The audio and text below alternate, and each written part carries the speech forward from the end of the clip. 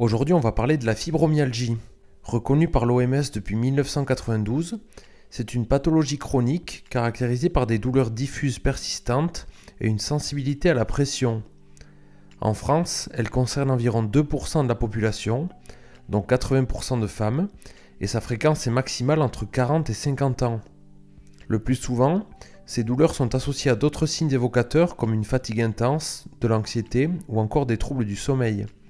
Elle n'est pas dangereuse ni potentiellement mortelle, néanmoins, la persistance des symptômes peut être très épuisante au quotidien. Les personnes qui en souffrent se plaignent souvent d'avoir mal partout dans le corps, sans interruption pendant des mois. En fait, des stimulations habituellement indolores peuvent provoquer des douleurs, et des douleurs normalement supportables peuvent être ressenties comme intenses.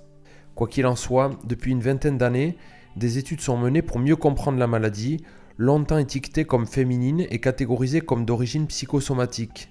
Ces études ont conduit à la reconnaissance du syndrome en tant que pathologie chronique véritable, permettant l'ouverture d'un nouveau pan dans la recherche fondamentale et thérapeutique. Quels sont les symptômes de la fibromyalgie ? La fibromyalgie se manifeste généralement par 3 symptômes principaux. Le premier symptôme est la douleur chronique. Cette douleur, musculaire ou articulaire, a la particularité d'être permanente et elle va toucher la globalité de l'appareil musculo-squelettique. La douleur, toujours étendue et diffuse, peut débuter au cou et aux épaules pour s'étendre ensuite au reste du corps, notamment au dos, au thorax, aux bras et aux jambes. Elle est permanente mais aggravée par les efforts, le froid, l'humidité, les émotions et s'accompagne généralement de raideurs matinales. Le deuxième symptôme est une perturbation du sommeil.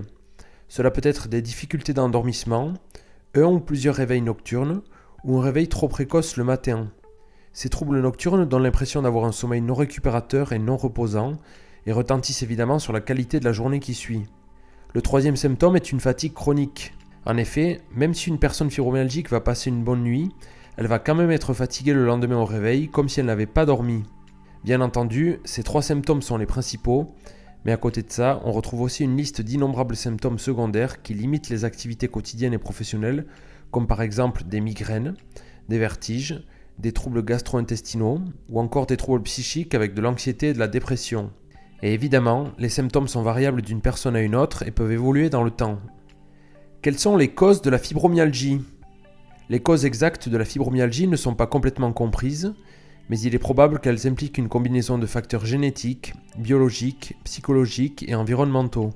Des événements tels que des infections virales, des traumatismes psychiques ou émotionnels, ou des changements hormonaux peuvent déclencher ou aggraver les symptômes chez certaines personnes. Par ailleurs, plusieurs hypothèses ont été évoquées, mais elles demandent à être validées expérimentalement. En fait, les personnes qui souffrent de fibromyalgie sont sensibles à des stimulations qui sont habituellement indolores et ressentent la douleur plus rapidement et plus fortement. On parle alors d'hyperalgésie. La fibromyalgie pourrait donc être le signe d'un dysfonctionnement au niveau de certaines zones du cerveau chargées de percevoir et d'analyser la douleur.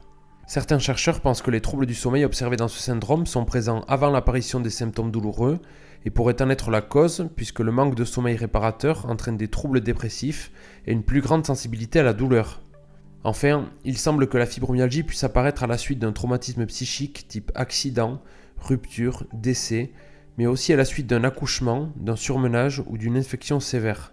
A noter également que certains facteurs peuvent entretenir la maladie, c'est le cas du stress, de l'anxiété ou encore de la perte de la masse musculaire du fait de l'inactivité due aux douleurs.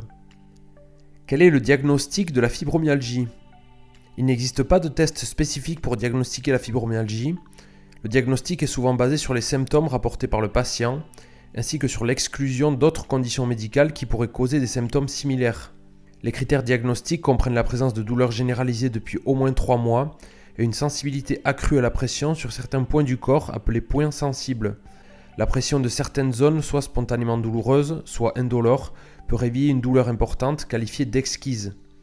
Ces points douloureux sont nombreux au cours de la fibromyalgie et le diagnostic est évoqué devant 11 points douloureux sur 18 sites et une douleur chronique depuis plus de 3 mois. Quel est le traitement de la fibromyalgie ? Le traitement de la fibromyalgie vise généralement à soulager les symptômes et à améliorer la qualité de vie du patient. Pour cela, une prise en charge globale et personnalisée est indispensable. Plusieurs traitements sont à envisager, ils se complètent et la participation du patient est un élément important pour améliorer son état de santé. L'activité physique adaptée fait partie des traitements non médicamenteux et contribue à une diminution significative des douleurs, mais aussi une amélioration de la qualité de vie et du moral. Des études cliniques ont montré que l'activité physique, avec des exercices gradués et adaptés selon les moyens de chaque patient, s'est révélée la plus efficace contre la douleur et le handicap fonctionnel. En effet, l'activité physique régulière améliore le bien-être pour un coût modeste et avec une absence d'effets indésirables. À côté de ça, les pratiques de mouvements méditatifs type yoga, tai chi, qigong sont aussi recommandées et semblent avoir un effet positif sur le sommeil, la fatigue et la qualité de vie. Des séances de balnéothérapie peuvent également aider les patients qui estiment qu'il est difficile de se reconditionner seul à l'effort. En seconde intention, des médicaments sont parfois prescrits pour soulager les symptômes chez les personnes dont les traitements non médicamenteux n'ont pas suffi à améliorer significativement la qualité de vie. Dans certains cas, une prise en charge psychologique peut aussi se révéler nécessaire. Voilà pour cette vidéo qui, je l'espère, vous aura plu. N'hésitez pas à liker, à partager et à vous abonner pour ne manquer aucun prochain contenu. Merci pour votre écoute et votre attention. Je vous dis à très bientôt pour une prochaine vidéo.